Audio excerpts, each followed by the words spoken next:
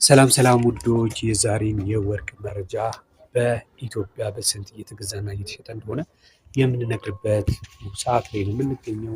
24 ካራት፣ 23 ካራት፣ 22 ካራት፣ 21 ካራት እንዲሁም 19፣ 18፣ 17፣ 16፣ 15 እና 14 የተባሉትን ሁሉንም የወርቅ ካራቶች ዛሬ በህዳር 26 ዕለተ ዓርብ በኢትዮጵያ ብሔራዊ ባንክ ባወጣው መረጃ መሰረት በስንት መግዛትና መሸጥ እየተቻለ እንደሆነ የምናስመለክታችሁናል። የምንነግራችሁ ዋጋ እንግዲህ የጥሬ ወርቅ ዋጋ ነው፣ በግራም ማለት ነው። በአማካይ እንግዲህ ለመግዛት ወርቅን ከተሰራ በኋላ ለእጅ ጌጥ ወይም ለጆሮ ወይም ደግሞ ለአንገት መግዛት በምትሄዱበት ሰዓት ላይ በግራም በ3000 ብር አካባቢ ከ3000 ብር አንስቶ ልዩነት እንዳለው ልንነግራችሁ እንወዳለን ማለት ነው። ለምሳሌ 21 ካራቱ እዚህ ላይ 18282 ካልኳችሁ በውጭ ሄዳችሁ ስገዙ ደግሞ ከ23000 ጀምሮ ልትገዙ ትችላላችሁ ማለት ነው።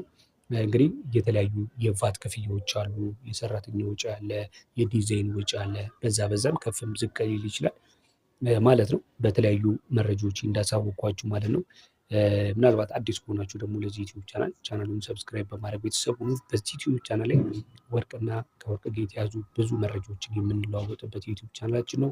በመግባት ሰብስክራይብ በማድረግ እንዲሁም በየዕለቱ የምንለቃቸውን ከወርቅ ጋር የተያዙ ዓለም አቀፍ የሆኑ ዋጋዎችን እንዲሁም የሀገር ውስጥ ዋጋዎችን መከታተል የምትችሉ መሆኑን አስቀድመን ለመግለጽ እንወዳለን። ዛሬ ወደ ወጣው ወደ ካራቶቹ ዋጋ የምንሄድ ይሆናል። ከትላንትናው ቀን ጋር ሲነጻጸር ጨምሯል ወይስ ቀንሷል የሚለውንም በዛው እንመለከታለን ማለት ነው። ከታችኛው ካራት እንጀምራለን።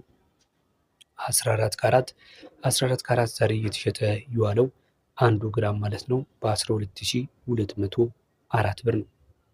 14 ካራት ትናንትና የነበረው 12188 ነው። ኦልሞስት እዚህ ላይ እንደሚያመለክተው ከሆነ በ26 ብር አካባቢ ኦልሞስት 26 ብር የማይሞላም ወደ 16 ብር አካባቢ ልዩነት ብቻ እንዳለው ነው የሚያሳየው ማለት ነው።